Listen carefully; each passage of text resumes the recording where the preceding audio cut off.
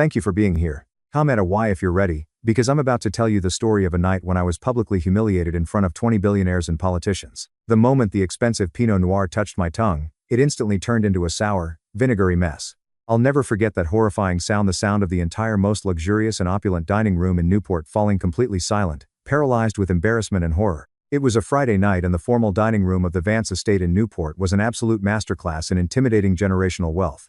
We were sitting at a custom hand-carved mahogany table that easily cost more than the average American family's home. Above our heads hung a massive crystal chandelier that caught the light and looked like 1,000 crying diamonds. There were 20 highly distinguished guests in attendance that evening. We had a prominent state senator seated to my left, an oil tycoon to my right, and a collection of old money heirs and heiresses scattered around the fine porcelain plates. And then, sitting at the very head of the table, there was Charles Vance. Charles was the patriarch, the billionaire CEO of Vance Energy, and the father of my girlfriend, Chloe. He sat at the head of that long table like an ancient king surveying his loyal, unquestioning subjects. Throughout the entire evening, I had played my part perfectly.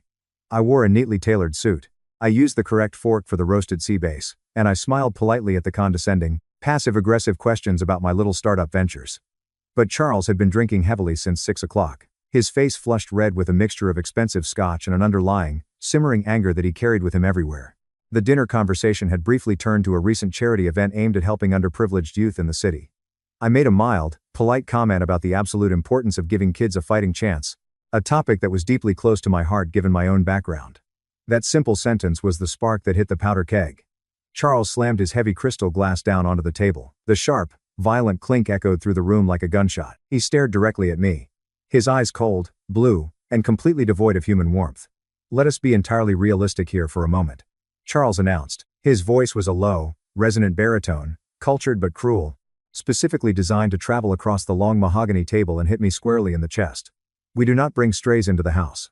We might feed them on the back porch, perhaps, if we are feeling particularly generous. But we certainly do not offer them a seat at our table. The air in the room simply vanished.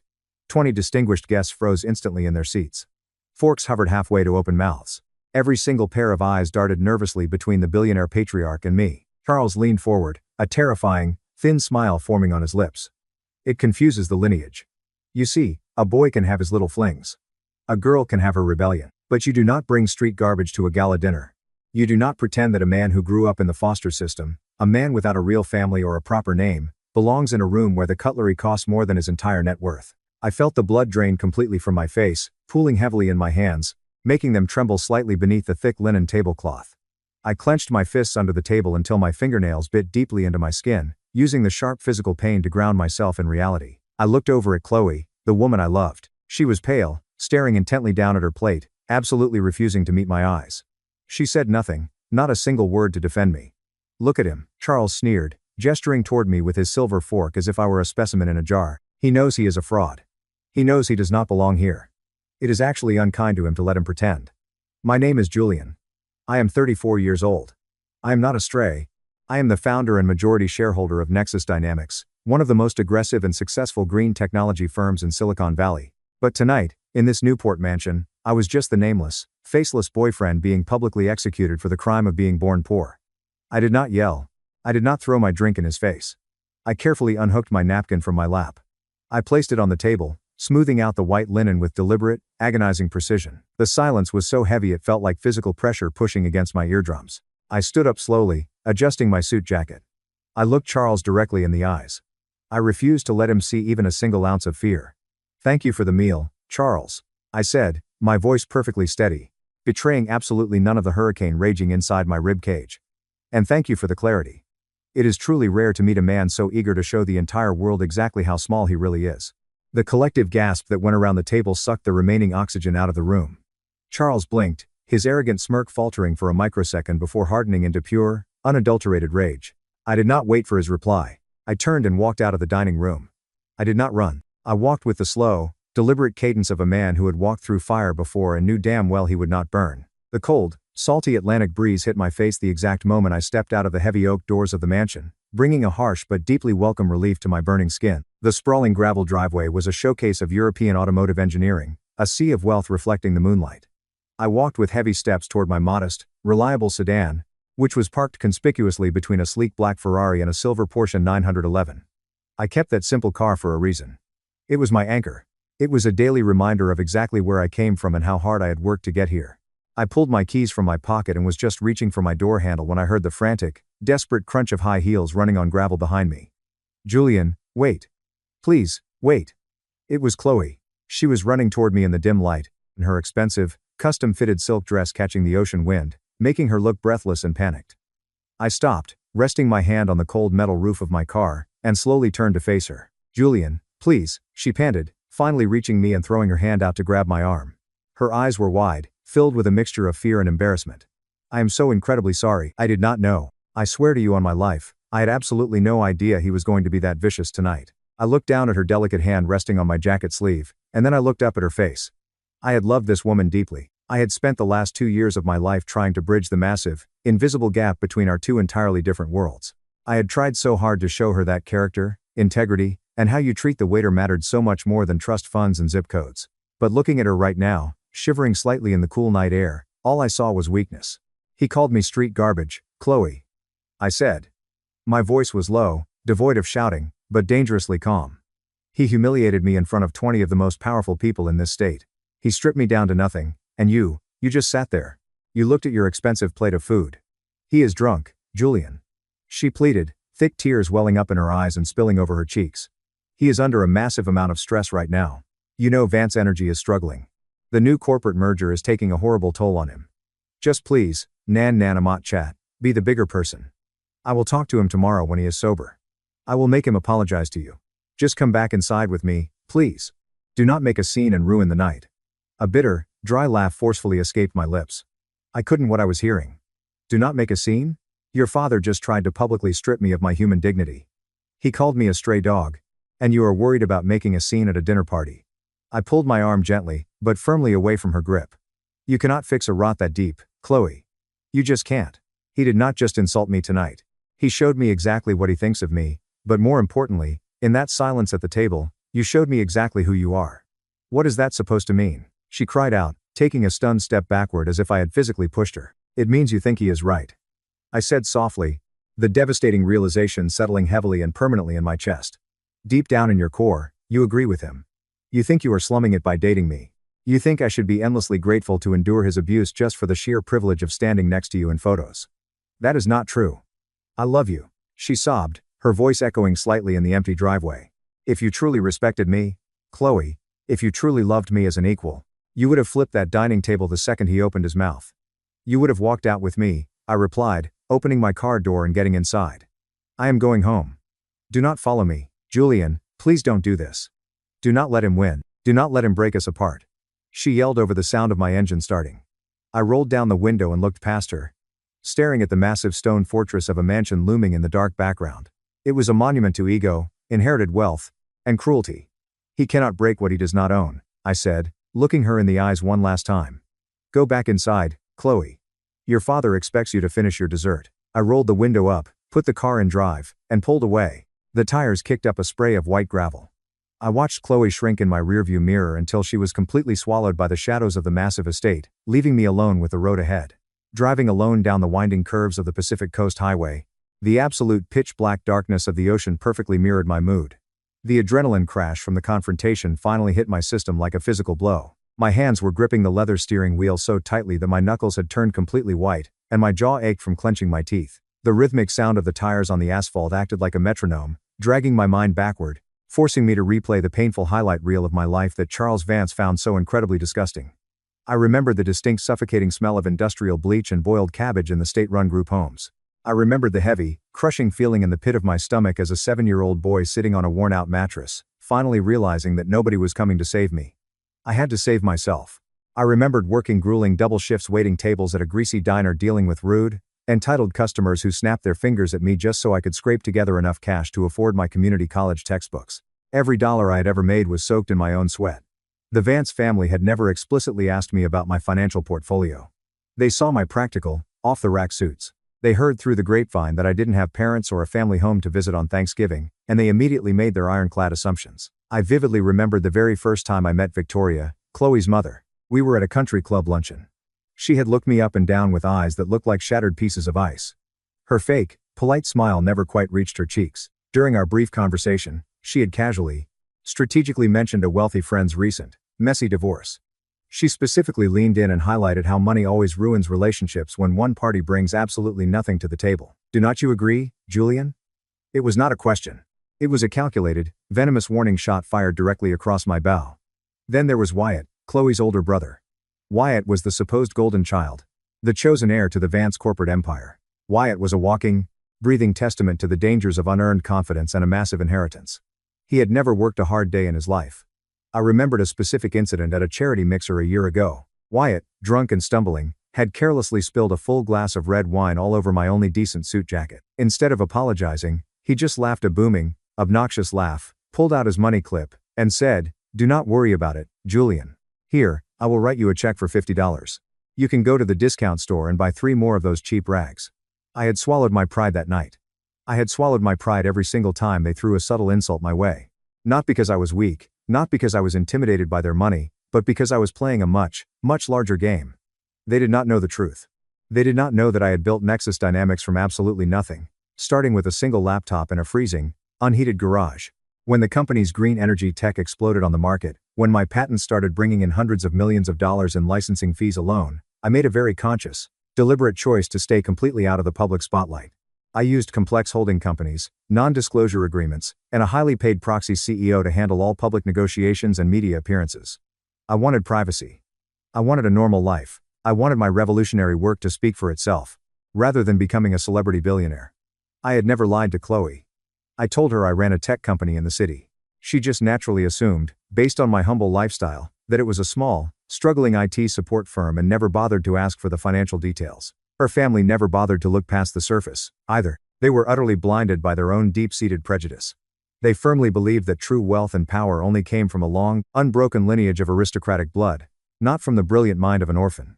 I hit the gas pedal harder, the engine of my car roaring defiantly into the empty night. Charles Vance thought he had put me in my place tonight. He thought he had effortlessly crushed a meaningless bug on his windshield. He had absolutely no idea that he had just declared all-out war on the one single man holding the keys to his company's survival. I finally arrived at my private penthouse in the heart of downtown just before 10 o'clock. I bypassed the main lobby and took the private elevator straight up. The moment the doors opened, I walked straight across the hardwood floors to the massive floor-to-ceiling windows, staring out at the glittering, endless skyline of the city I had conquered. The hot anger from the dinner party was completely gone now. In its place was a cold, sharp, and terrifyingly clear focus. My secure cell phone vibrated loudly on the marble kitchen island, breaking the silence of the massive apartment. I picked it up. The caller ID read Sarah. Sarah was my executive assistant, my chief of staff, and without a doubt, the sharpest, most ruthless operational mind I had ever encountered in the business world. "Julian," Sarah said. Her voice was tight, clipped, and strictly professional the exact moment I answered the call. "I know it is late on a Friday night, and I know you were attending the Vance family dinner, but we have a major time-sensitive development. The corporate lawyer for Vance Energy just sent over a highly aggressive, demanding email to our legal team." "Go on," I said, not taking my eyes off the city lights below. "They are demanding we move the official signing of the corporate merger up to Monday morning at 9 o'clock sharp." Sarah explained rapidly. "Julian, they are bleeding cash at an unprecedented rate. Their stock is teetering right on the edge of a total collapse. If they do not get the Nexus acquisition capital injected into their accounts immediately, they are going to miss their massive debt obligations to the banks by Tuesday. They are desperate." I stood perfectly still looking at my faint reflection in the dark, cold glass. Vance Energy was a dying dinosaur. They were an old, bloated fossil fuel company that had failed to innovate for 2 decades. Now, they were desperately trying to pivot into the green tech sector to save themselves from total bankruptcy. They needed Nexus Dynamics to survive. They needed my patented technology. They needed my massive cash reserves. Charles Vance knew Nexus was the ultimate target. He knew our financials inside and out. For the past 6 months, he had been begging and pleading with my proxy CEO to finalize this deal. What Charles Vance did not know, what he could never have fathomed in his arrogant mind, was that the street garbage he had just humiliated in front of his billionaire friends was the majority shareholder and the ultimate, unquestionable decision-maker of the very company he was praying to for salvation. "Sarah," I said, my voice dropping an octave, steady as stone. "Yes, Julian. What is the play?" "Kill it. Kill the entire deal." There was a brief, stunned pause on the encrypted line. Even Sarah, who was used to my aggressive business tactics, was caught off guard. "I am sorry." The connection must have broken up for a second. "Julian, did you just say kill the merger? The deal is currently valued at $4 billion. The contractual termination fee alone is going to cost us." "I do not care about the termination fee," I interrupted, my tone slicing through the air, leaving absolutely no room for debate or hesitation. Write the penalty check straight out of the operational fund tonight. Terminate the letter of intent. Pull our financing commitments immediately. Notify the SEC that Nexus Dynamics is withdrawing from all negotiations effective as of this exact minute. Julian, you need to understand the fallout here, Sarah warned, her fingers already flying across her keyboard in the background. This will absolutely destroy them. If we pull our backing out right now without warning, the open market will slaughter their stock on Monday morning. They have no backup plan. They have no other financial lifeline. That is exactly the point, Sarah. I want you to draft the official termination notice right now. Understood, she said, shifting instantly into execution mode. What reason should our legal team cite for the sudden withdrawal? Do not let the legal team send it, I instructed coldly. I want you to bypass their corporate lawyers entirely. Send the termination notice directly to Charles Vance's personal, private email address.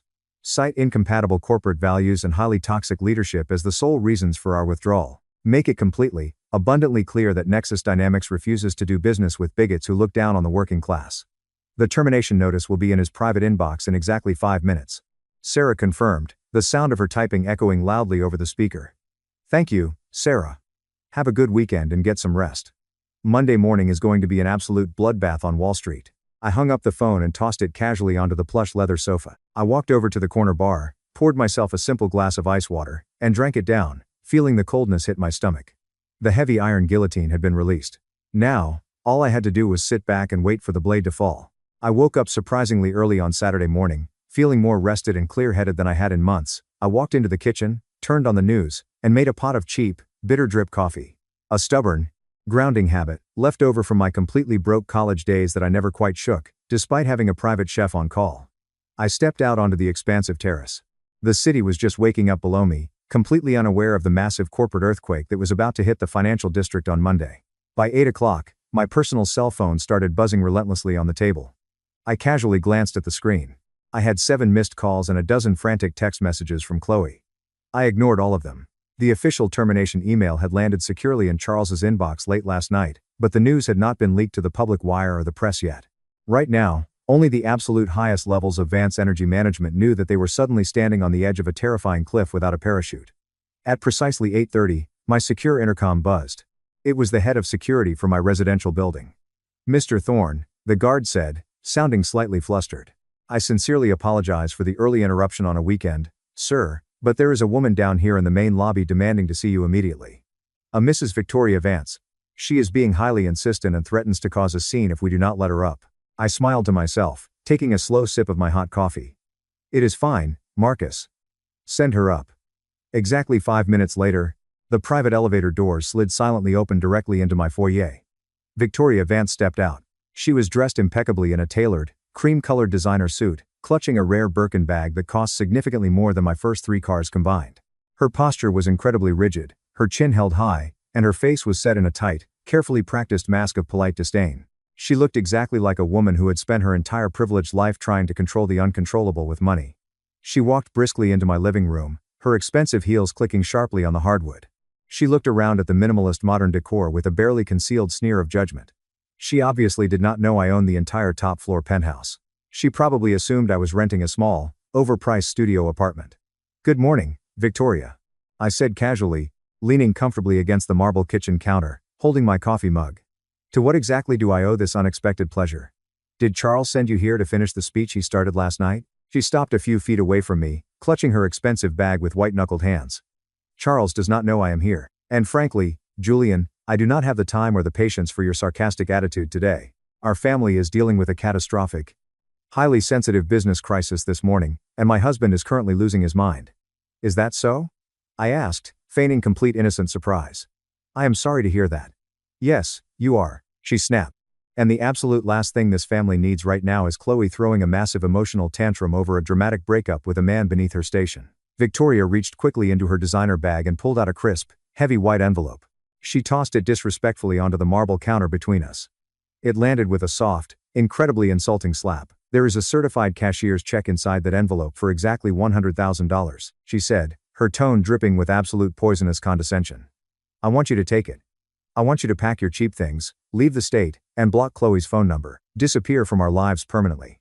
I looked down at the white envelope, and then slowly looked back up at her perfectly manicured face. Let me get this straight.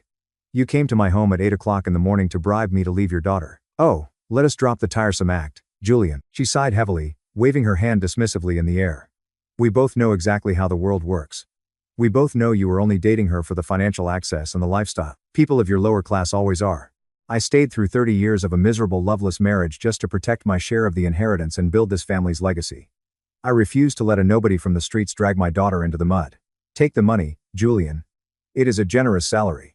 It is more cash than you will ever earn in a decade of serving tables or whatever pathetic job it is you do. I reached out and picked up the envelope. I did not bother to open it. I held it lightly between my fingers, feeling the heavy expensive texture of the bank paper. $100,000. I mused aloud, tilting my head. Completely tax-free. She added smugly, a victorious smile finally touching her lips. A fresh start. I looked her dead in the eyes, my expression completely chillingly blank. Then, slowly and deliberately, without breaking eye contact, I tore the envelope and the cashier's check inside cleanly in half. Then I stacked the pieces and tore them into quarters. The line. The lawn. The shredded useless pieces of paper fall like snow into the trash can next to the counter. Victoria's jaw literally dropped open. The aristocratic mask of polite disdain completely shattered, revealing pure, unadulterated shock. Are you clinically insane? Do you have any idea what you just did? I think you should leave my home now, Victoria. I said, my voice dropping to a dangerous, icy whisper. And honestly, you really should have kept that money for yourself. Because come Monday morning, your family is going to need every single penny to sasa. I did not have to be in the room to know what happened next. I later found out exactly how the rest of that weekend played out at the Vance estate. My private security team and my highly placed industry contacts provided me with a very clear, detailed picture of the absolute chaos I had unleashed upon them. The exact moment Charles Vance opened his private email and read my blunt termination notice on Friday night. The quiet, luxurious estate turned into an active war zone. He did not sleep. He spent the entire night and all of Saturday morning screaming at the top of his lungs at his lead corporate lawyer over the phone. He was pacing the floors of his mahogany office, demanding that they find a legal loophole, a breach of contract, a technicality, absolutely anything to force Nexus Dynamics back to the negotiating table. But my legal team was the most expensive and thorough in the country. Our contracts were bulletproof armor. We had wired the massive termination penalty fee flawlessly and immediately. Legally speaking, we were ghosts. We were gone. By late Saturday afternoon, the sheer, suffocating panic had deeply infected the rest of the family. Wyatt, the arrogant golden child, finally caught wind of the disaster and burst violently into Charles' home office. Wyatt did not care about the thousands of employees who were about to lose their jobs. He did not care about the proud legacy of his grandfather's company. Wyatt cared about exactly one thing, his massive inheritance. What the hell do you mean the Nexus deal is completely dead? Wyatt had screamed, his face pale with terror, his voice cracking. My entire trust fund is heavily tied up in that stock price. Dead. I have massive leverage and margin calls to cover with the bank. If the stock tanks when the market opens on Monday, the bank is going to call in my loans. I will be bankrupt. Charles, exhausted, hungover, and desperate, tried to silence his hysterical son. I am handling it, Wyatt. Keep your voice down. The Nexus Proxy CEO is just playing aggressive hardball to lower the valuation. I will get him on the phone. I will fly to his office. I will offer him a permanent board seat. I will offer him 20% of the voting rights. Whatever he wants, I will give it to him. They will not even take our calls. Their lawyers have blocked our numbers. Wyatt yelled back, throwing a crystal paperweight across the room. I am not going down with this ship. I am calling my private broker right now. I am instructing him to aggressively short the stock and sell off every single one of my personal shares on Monday morning at the opening bell, right before the public finds out we are ruined. If you dump millions of shares at the opening bell, you will trigger a massive, uncontrollable sell-off. Charles roared, his face turning purple as he realized his own flesh and blood was preparing to stab him in the back. You will trigger a panic. You will destroy this company completely just to save your own skin. Watch me. Wyatt spat back, storming out of the room. That was the harsh, ugly reality of the Vance lineage they were so incredibly proud of. Underneath the tailored suits, the charity galas, and the snobbish country club memberships, they were vicious. When the real pressure hit, when their enormous wealth was actually threatened, there was absolutely no family loyalty. There was no honor. There was only pure, unadulterated, primal selfishness. They were more than willing to cannibalize their own father to survive the winter, while they were viciously tearing each other apart in their massive Newport mansion, screaming over lawyers and trust funds. I spent my entire Sunday in total undisturbed silence. I did not open a bottle of champagne. I did not celebrate or gloat to my friends. I sat alone in my dark home office, staring intently at the glowing blue light of 3 large monitors, preparing for the final lethal strike. The corporate business world is inherently ruthless, and I am no saint. I knew full well that pulling the merger would devastate Charles Vance financially, but it would also deeply hurt the thousands of innocent, hard-working people currently employed at Vance Energy. I needed to know exactly what kind of collateral damage I was causing. I needed to look at the numbers before I burned the entire structure to the ground. Late Sunday night, while the city outside my window slept, I logged securely into a highly encrypted private server. Over the past 6 months of intense due diligence for the corporate merger, Nexus Dynamics had legally demanded and received total access to Vance Energy's deepest, most confidential financial records. Charles had desperately tried to hide the ugly, bleeding parts of his balance sheet in complex offshore accounts, but my team of forensic accountants were the most relentless bloodhounds in the world. I sat back in my ergonomic chair and spent hours manually combing through the raw data, and what I found hidden in the spreadsheets completely changed the game. It turned my personal quiet vendetta into a righteous fiery crusade. Charles Vance was not just a spectacularly incompetent businessman. He was a desperate criminal. According to the hidden ledgers, he had been actively covering up massive catastrophic financial losses in his core fossil fuel divisions for over 5 years. To keep the company's price artificially inflated on Wall Street and to aggressively maintain his own billionaire jet-setting lifestyle, he had been illegally borrowing massive sums of money directly from the employee pension funds. He was systematically stealing the deferred salary of the working class. He was quietly raiding the secure retirement accounts of men and women who had spent 30 years breaking their backs on oil rigs and in refineries for him. He was effectively stealing the college fund of his employees' children to pay for his wife's Birkin bags and his son's Ferrari. If Vance Energy went totally bankrupt on Monday, which it absolutely mathematically would without my immediate cash injection, those thousands of innocent people would lose everything. Their lifelong pensions would simply evaporate into thin air, leaving them completely destitute in their twilight years. I leaned back heavily in my chair, the cold blue light of the monitors reflecting sharply in my eyes. The sheer hypocrisy of it made my blood boil. Charles had looked down his nose at me and called me street garbage. He despised the working class. He viewed his own loyal employees the exact same way he viewed me, as disposable nameless tools designed only to serve his greatness and pad his wallet. At that exact moment, sitting in the dark, the mission drastically changed. This was no longer just about a rich arrogant man insulting me at a fancy dinner party. This was about saving thousands of innocent livelihoods from a toxic tyrant who genuinely believed his wealthy bloodline made him completely above the law. I was not just going to break Charles Vance's pride anymore. I was going to surgically remove him from the company by force and take the wheel myself. I opened a new blank document on my screen. I began drafting a highly aggressive hostile takeover strategy. It was brutal, it was legally flawless, and it left Charles Vance with absolutely zero way out. I worked through the night fueled by black coffee and a cold, driving sense of justice.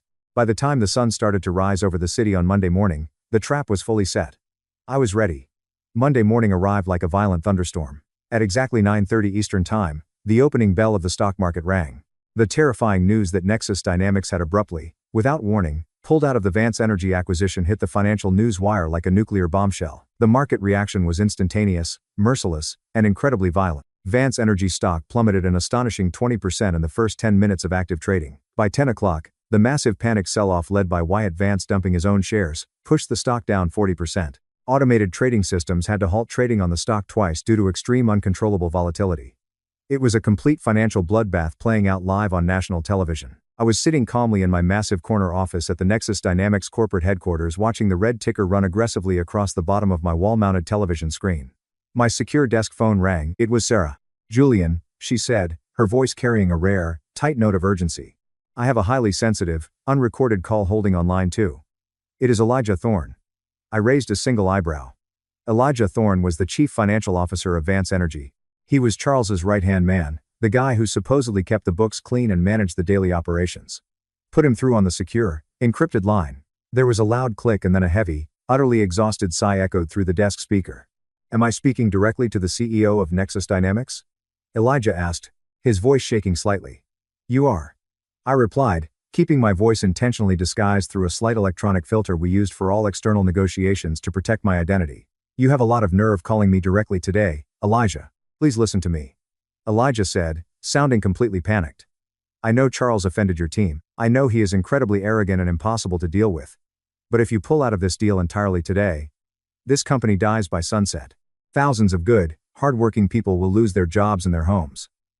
"That sounds like a catastrophic failure of leadership on your end, Elijah, not mine," I replied coldly. "Listen to me," Elijah pleaded, dropping his voice to a frantic, hushed whisper, clearly terrified of being overheard. "I know about the massive pension fraud. I know Charles has been illegally siphoning the employee retirement accounts to cover the margin calls. I actively tried to stop him months ago, but he threatened to absolutely ruin my career. If this company goes under today, the SEC will investigate and Charles is planning to frame me for the entire embezzlement scheme to save himself. I stayed completely silent, letting him sweat profusely on the other end of the line. He was a rat desperately abandoning a sinking ship, but right now he was an incredibly useful rat. I have a secure encrypted hard drive, Elijah finally confessed, his breathing heavy. It contains every single deleted email, every hidden wire transfer, and every piece of hard proof you need to send Charles Vance to a federal prison for a decade. I will give it all to you. Just please, buy the company, save the employees' pensions, and give me full legal immunity. I do not want a massive promotion, I just want to stay out of jail. A slow, cold smile crept onto my face. The absolute final piece of the puzzle had just dropped perfectly right into my lap. Bring the drive directly to my office in exactly 1 hour, Elijah. If the data is solid, you have a deal. At exactly 10:45, the red security alert system heavily integrated into Sarah's desk flashed brightly. Julian, she said swiftly over the office intercom, we have a highly volatile situation down in the main lobby. Charles Vance is here in the building. He physically bypassed the lower security desk and is currently screaming at the front reception, demanding a face-to-face meeting with you immediately. I stood up slowly from my leather chair, adjusting the cuffs of my tailored shirt and straightening my tie. Let him up to the executive floor, Sarah, but under no circumstances do you bring him to my office. Understood? Where should I put him? Put him in conference room B, the glass one facing the east, the specific one where the morning sun glares directly into the room and makes it uncomfortably hot because the AC is currently being serviced? Sarah asked, a distinct hint of dark amusement in her professional voice. Exactly. I replied. Tell him the CEO is concluding a vital international call and will be with him shortly. Let him wait.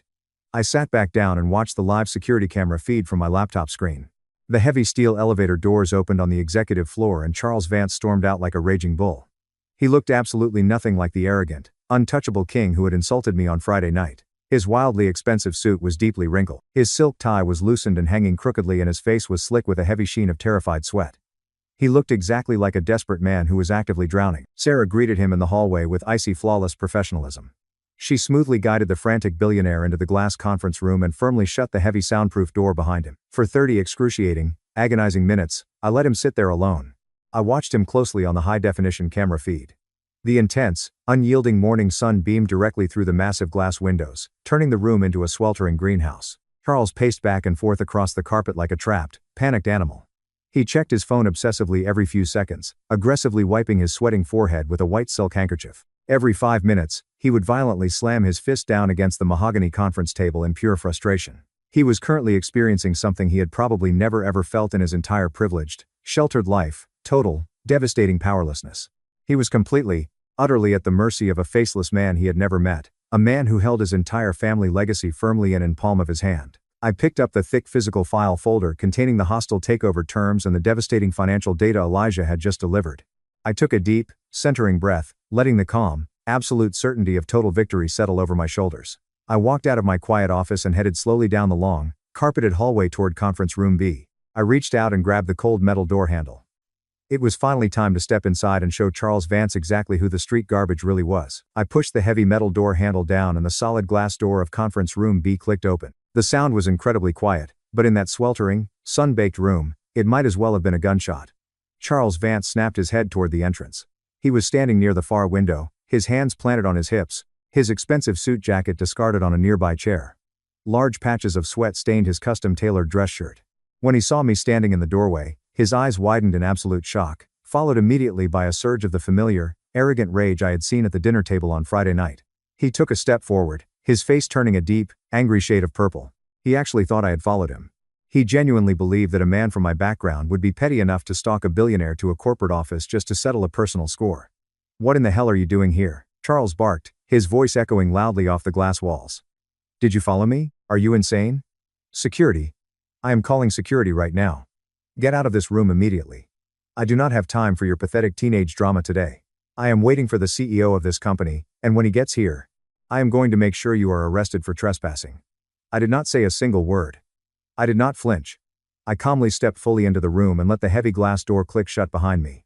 The soundproofing in the room was absolute. The chaotic noise of the corporate headquarters outside completely vanished, leaving only the sound of his heavy, panicked breathing.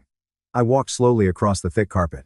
I completely ignored his shouting. I bypassed the standard guest chairs.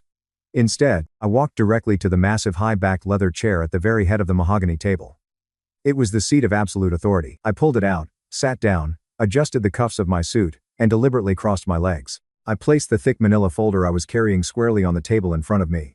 "Please, Charles," I said, my voice low, steady, and echoing with unquestionable authority. "Sit down." He froze. His hand, which had been reaching into his pocket for his phone to call security, stopped dead. He looked at me sitting comfortably in the executive chair. He looked at the empty chairs surrounding the massive table. He looked at the closed door. Then he looked back at me. I could actually see the gears turning in his head. The human brain is a fascinating thing. When confronted with an impossible reality, it tries to reject the information. Charles Vance was a man who had built his entire worldview on the absolute certainty that people like me belonged at the bottom, and people like him belonged at the top. The visual image of me sitting in the seat of power at Nexus Dynamics was completely breaking his mental architecture. "You," he started, his voice suddenly losing all of its booming confidence. He swallowed hard. "You work here? Is that it? You are an assistant, an associate. I told you to sit down, Charles." I repeated, my tone slightly colder this time. He did not move. He took a hesitant, trembling step closer to the table. His eyes dropped to the lapel of my suit jacket. Pinned securely to the fabric was a small, understated silver badge. It was a custom security clearance pin. It was engraved with the Nexus Dynamics Helix logo. And right below it, in tiny, sharp letters, was the word CEO. The realization hit him slowly. It did not happen all at once. Crept up his neck like a painful, burning rash. His jaw went slack. The blood completely drained from his face, leaving him looking pale and sickly in the harsh morning sunlight. He looked at the silver pin, he looked at the thick manila folder resting under my hands. Then, he looked directly into the eyes of the man he had called street garbage. "No," Charles whispered, shaking his head slowly. He gripped the edge of the mahogany table to steady himself. "No, that is completely impossible. That is a joke. You are Chloe's boyfriend. You are nobody." "Am I?" I asked, leaning forward slightly, resting my elbows on the expensive wood. "You did your background check on me, did not you, Charles? Before the dinner party, I know you did. You hired private investigators. You wanted to know exactly who was dating your daughter." He stared at me, his mouth opening and closing, unable to form a coherent sentence. "Your investigators saw exactly what you paid them to see." I continued, my voice slicing through the heavy air. "They saw the state-funded foster homes. They saw the public community college. They saw the years of grinding waitressing jobs and manual labor, and the moment you saw those things on the report, your aristocratic brain turned completely off. You stopped looking." I picked up the manila folder and tapped it gently on the table. "You were so incredibly busy looking down your nose at me that you forgot to look at where I actually went after I scrubbed those diner floors. You completely missed the 12 international technology patents filed under my name. You missed the initial public offering of this exact company. You completely missed the indisputable fact that the gutter trash you publicly humiliated on Friday night owns the very oxygen your company needs to survive today." Charles' knees finally gave out. He collapsed heavily into the chair opposite me. He looked instantly 10 years older. The billionaire patriarch, the terrifying king of Newport, looked small, deflated, and utterly broken. "Julian," he stammered, his voice trembling violently. He wiped the sweat from his eyes. "Mr. Thorne, please. There has been a massive, terrible misunderstanding." "Was it a misunderstanding when you looked me in the eyes and called me a stray dog?" I asked calmly, not raising my voice. "Was it a minor misunderstanding when you announced to a room full of politicians that I pollute your noble lineage?" "I was drunk," he pleaded, leaning across the table. His hands clasped together in a pathetic begging gesture. "I was under incredible pressure. It was a private family dinner. It had absolutely nothing to do with this business deal. You have to separate the personal from the professional. It has absolutely everything to do with business." I snapped back, the sharp edge of my anger finally breaking through the calm facade. "My entire business model is built on looking for potential where other people see nothing. I invest in people. I invest in hard work. Your business is built on exclusion. It is built on unearned prestige. It is built on the arrogant idea that inherited names matter more than actual innovation and grit. I do not partner with dying dinosaurs, Charles. I bury them. You cannot do this to me," he said, tears actually forming in the corners of his eyes. "You cannot pull the funding. Without this merger, Vance Energy shares will hit zero by noon today. We will be completely insolvent by the end of the week. This is a corporate funeral. Think of the company's legacy. Think of the thousands of employees who depend on me. Think of Chloe. I am thinking of the employees." "Charles," I said, opening the manila folder and pulling out the stack of financial documents Elijah had given me. "That is exactly why I am doing this." I slid the top page across the mahogany table. It was a Highland Peopler? It showed exactly how Charles had been moving millions of dollars out of the employee pension funds to cover his massive corporate debts. Charles looked down at the paper. His eyes widened in absolute, sheer terror. The last tiny shred of hope vanished from his face. He knew he was caught. You have been stealing their salary, I said, my voice laced with pure disgust. You have been raiding the retirement accounts of the working class to protect your billionaire lifestyle. You were risking their kids' college fund just to keep your private jet fueled. You are a criminal. He did not speak. He just stared at the paper, his hands shaking violently. I am not going to let you destroy their lives. I stated firmly. Here is the new deal, Charles. Nexus Dynamics will acquire Vance Energy today. It will not be a merger of equals. It will be a hostile acquisition. We will buy your ruined company for exactly $1 per share to save it from total bankruptcy and secure the pension fund. $1? He gasped, looking up at me. That wipes out my entire equity. That leaves me with nothing. You already have nothing. I corrected him. But there is one final condition for this bailout. You will sign a letter of immediate resignation. No golden parachute. No massive severance package. No consulting fee. You will walk away from this company right now, completely empty-handed, and you will never ever step foot in Vance Energy building again. I built that company. He yelled, a brief, pathetic flash of his old arrogance returning. You cannot take my legacy from me. And last night you destroyed it. I replied coldly. You have exactly 10 minutes to decide. If you refuse to sign the transfer and resignation papers right now, I will hand this ledger over to the SEC and the federal prosecutor. You will spend the rest of your natural life in a federal prison cell. Choose. He looked at me. He looked at the damning evidence on the table. He was cornered. There were no lawyers to save him. There was no trust fund to buy his way out. For the very first time in his life, Charles Vance was forced to pay the actual price for his actions. The silence in conference room B was heavy and suffocating. I sat perfectly still, watching Charles wrestle with the total destruction of his ego. The clock on the wall ticked loudly, counting down the seconds of his reign. Exactly 10 minutes later, the door opened. Sarah stepped into the room, followed closely by two men. The first was David, the lead corporate lawyer for Vance Energy. He looked terrified, clutching his briefcase like a shield. The second man was Elijah Thorne, the chief financial officer who had handed me the final nail for Charles's coffin. Elijah looked exhausted, but profoundly relieved. Behind them, standing just outside the doorway in the hall, was Gabriel, the massive, unsmiling head of security for Nexus Dynamics. Charles looked up as his own executives entered the room. He expected them to rally behind him. He expected David to start throwing legal threats at me. Instead, David walked silently over to my side of the table and opened his briefcase. He pulled out a thick stack of finalized acquisition contracts and a single typed letter of resignation. David, Charles whispered, his voice cracking. What is this? You are my lawyer. Defend me. David looked down at his shoes, unable to meet his boss's eyes. I am sorry, Charles. As corporate counsel, my legal duty is to the survival of the corporate entity, not to you personally. The board of directors held an emergency vote over the phone 15 minutes ago. Given the catastrophic stock plunge and the irregularities in the pension fund accounting, they have unanimously voted to accept Mr. Thorne's acquisition offer. You have been formally ousted from the board. Charles turned to Elijah. You gave him the ledgers. You betrayed me. Elijah finally looked Charles directly in the face, his shoulders squaring. No, Charles. I saved the employees you were preparing to sacrifice. I saved the people who actually do the hard work. It is over. I picked up an expensive silver pen from the table and slid it across the wood until it stopped right in front of Charles's trembling hands. I pushed the resignation letter toward him. Sign it, I commanded. Charles Vance picked up the pen. His hand was shaking so violently he could barely grip the metal. He looked down at the single piece of paper that would officially strip him of his title, his power, and his identity. He let out a ragged, pathetic breath that sounded almost like a sob. Slowly, painfully, he pressed the pen to the paper and scratched his signature at the bottom of the page. It was done. The billionaire king was dead. I pulled the paper back, checked the signature, and handed it to Sarah. File this immediately. Send out the press release to the financial networks. Nexus Dynamics is officially taking control of Vance Energy. I stood up and buttoned my suit jacket. I looked down at the broken man slouched in the chair. Your security badge has been deactivated, Charles. Gabriel will escort you out of the building. Charles slowly stood up. He did not look at me. He did not look at Elijah or David. He looked completely hollowed out. Oh, and Charles, I said, my voice stopping him just as he reached the door.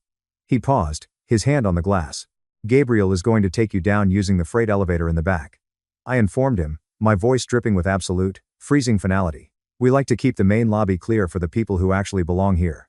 Gabriel placed a firm, heavy hand on Charles's shoulder and guided him out into the hallway. I watched through the glass as the former billionaire was marched away like a common trespasser, forced to ride down in the service elevator with the cleaning supplies. It was the exact type of poetic justice that money simply cannot buy. By 2 o'clock, The massive corporate acquisition was officially announced on every major financial news network in the country. The Vance Energy stock stabilized slightly. No longer in free fall now that the market knew Nexus Dynamics was injecting capital and taking over operations. My office was a whirlwind of activity. Lawyers running back and forth. Transition teams organizing logistics. I was standing by my window reviewing a new structural chart when Sarah buzzed my intercom. Her voice was unusually soft. "Julian, Chloe Vance is here. She bypassed the lobby security because she still had the guest access code you gave her last month. I can have security remove her immediately if you want." I paused staring out at the city. Part of me wanted to send her away.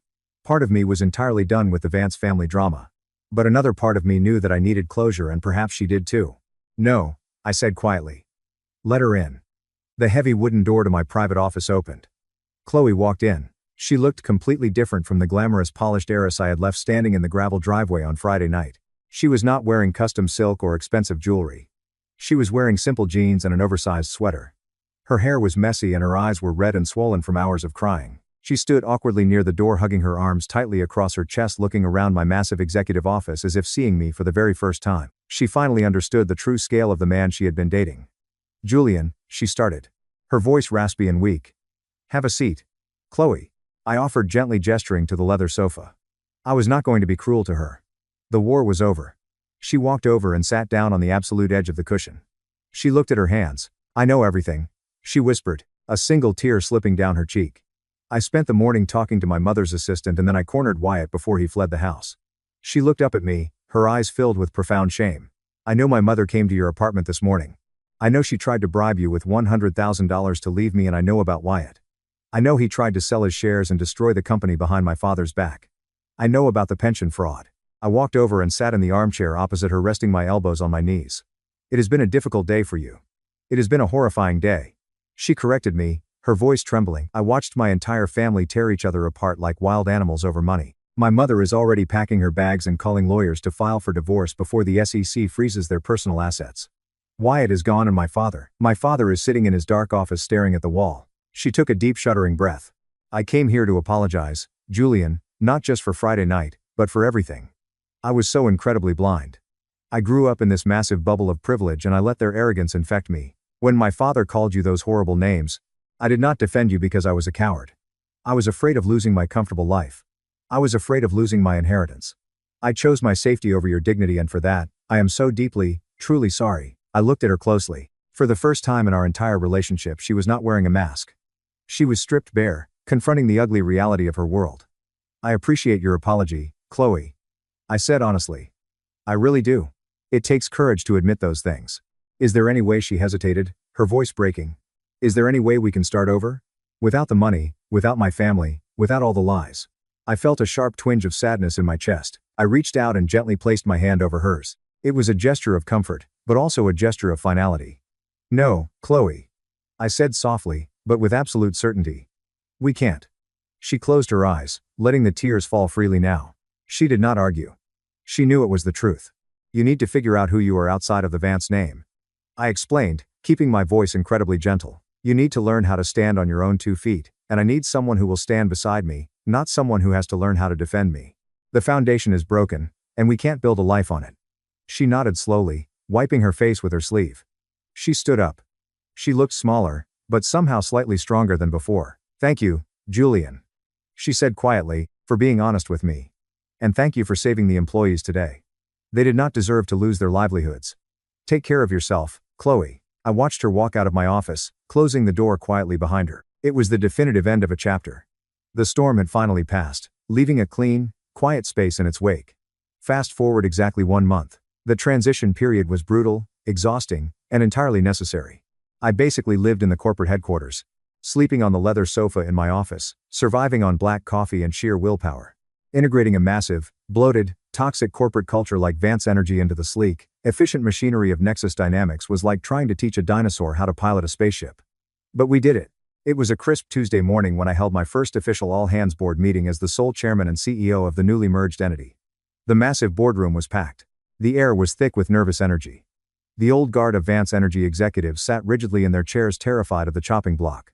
I stood at the head of the table, exactly where Charles used to sit. "Let me be completely clear about the new direction of this company." I started looking around the room, meeting the eyes of every single person. The era of corporate entitlement is permanently over. We are no longer operating a country club for the privileged. We are operating a technology company. Your last name means absolutely nothing to me. Your pedigree means nothing. The only thing that matters in this building from today forward is your competence, your integrity, and your work ethic.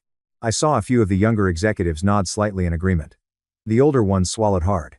Which brings me to my first order of business, I said, picking up a remote control and clicking a button. The massive screen behind me lit up. It displayed a highly detailed, undeniable digital trail of stock trades. Wyatt Vance, I called out sharply.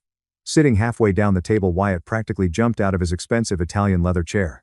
He had somehow managed to hold onto his VP title during the initial transition by hiding behind layers of middle management. He stood up, trying to puff out his chest and project confidence, but his eyes were darting nervously around the room. Yes, Julian? Wyatt said, trying to sound casual, attempting to use my first name to imply a false sense of equality. Mr. Thorne to you. I corrected him instantly. I am reviewing the trading logs from the morning of the acquisition. It appears you attempted to aggressively short this company's stock and dump millions of shares based on insider knowledge of the failed merger mere hours before the public announcement. Wyatt turned stark white. The entire boardroom fell dead silent. That is a complete misunderstanding of my broker's automated actions. I have a team of corporate lawyers who will clearly explain. You do not need lawyers to explain this, Wyatt. You need lawyers to keep you out of a federal penitentiary. I interrupted, cutting him off completely. You tried to burn this company to the ground to save your own trust fund. You are fired. Effective immediately, for cause. You will receive no severance, no bonus, and you have 10 minutes to clear out your desk before security physically escorts you to the curb. Wyatt's mouth opened and closed like a fish suffocating on dry land. He looked around the boardroom, desperately searching for an ally, someone to defend the golden child of the Vance family. Nobody moved. Nobody said a word. They all looked away. He threw his pen violently onto the table, muttered a string of curses, and stormed out of the room, his inherited pride completely shattered in front of his peers. Now, I continued, turning back to the table as if nothing had happened. Let us talk about the people who actually kept this company afloat during the crisis. Elijah Thorne sat up straighter. You navigated an impossible situation. I told him publicly. You protected the employees when leadership failed them. Effective today, you are receiving a massive promotion. You are the new chief operating officer of the entire energy division. You have my full trust. Elijah nodded firmly, a look of profound gratitude on his face. The message was sent loudly and clearly across the entire corporate structure. Hard work and integrity would be rewarded. Toxicity and entitlement would be brutally eliminated. The rapid, brutal downfall of the Vance family became the defining cautionary tale of the financial elite. It was discussed in hushed, terrified whispers at country clubs and charity galas across the state. The universe has a very funny way of balancing the scales, and karma is not just a concept.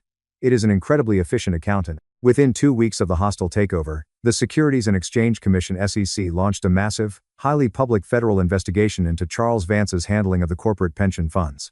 Because I had handed them Elijah's encrypted hard drive filled with irrefutable evidence, the federal prosecutors moved with terrifying speed. Charles' personal assets, his bank accounts, and his massive investment portfolios were immediately frozen by court order.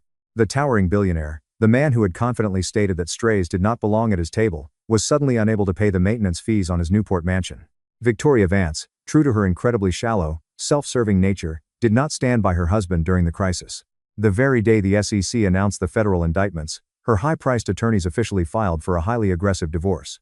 She was desperately trying to sever her legal ties to Charles to protect her own remaining assets, claiming she had absolutely no knowledge of his financial crimes. To fund her massive legal bills, she was forced to quietly, humiliatingly auction off her prized collections of modern art and designer bags at a fraction of their value.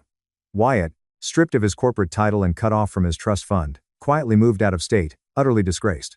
The family name, which Charles had worshipped above all else, was now completely radioactive. They were social pariahs. They were no longer invited to the exclusive dinners. They were no longer offered the best tables at restaurants. They were exactly what they had always feared becoming, irrelevant. While the old regime was busy tearing itself apart in divorce courts and federal hearings, I was focused entirely on building the future. My first priority was securing the foundation. On my third week as CEO, I bypassed the executive suites and walked directly onto the floor of our largest energy processing facility in Texas. I did not wear a designer suit. I wore a hard hat and steel-toed boots. I gathered the shift managers and the union representatives. These were tough, hard-working men and women who had spent the last month terrified that their lives were over. I know the rumors you have heard, I told the crowd over the loud hum of the machinery. I know you were told this company was going bankrupt.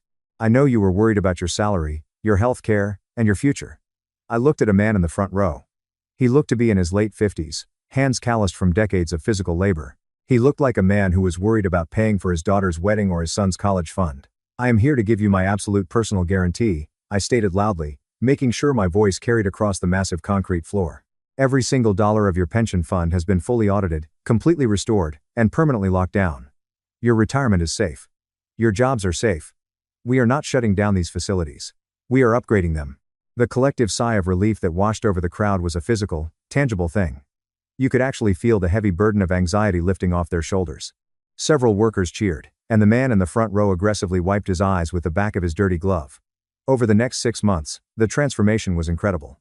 We took the aging, inefficient fossil fuel infrastructure of Vance Energy and aggressively integrated it with the cutting-edge green technology of Nexus Dynamics.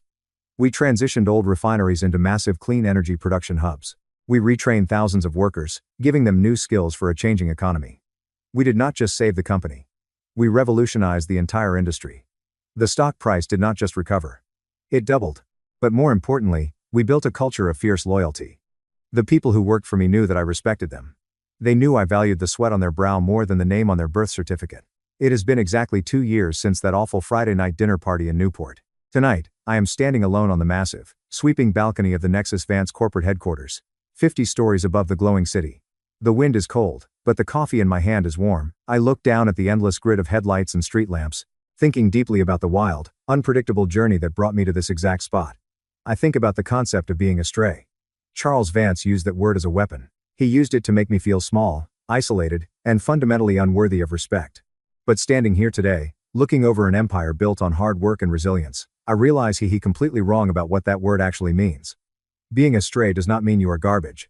It means you survived. It means you were thrown out into the cold, unforgiving world without a safety net, without a trust fund, without a powerful family name to protect you, and you still figured out a way to build a fire. You still figured out how to fight, how to adapt, and how to conquer. The people who obsess over lineage and bloodlines are usually the people who have absolutely nothing else to offer the world. They rely entirely on the achievements of their dead ancestors because they lack the strength to achieve anything on their own. They build massive walls of arrogance to hide their deep, pathetic insecurities. Some people say that revenge is a dish best served cold. Have you ever found yourself in a similar situation? Have you ever had to stand up to someone who constantly looked down on you? I would genuinely love to read your experiences in the comments below. And finally, for those of you who are still here listening to my voice at the very end of this video, I have a special request. You are part of what I call the 1% Club. Please go to the comments right now and type the letter W for winner. This is our secret code. It lets me know exactly who the amazing people are that stayed with me through the entire journey. You guys are the real winners. If you enjoyed the story, please hit that like button, and do not forget to follow the channel so we can share more incredible journeys together. Stay strong, keep fighting, and I will see you in the next one.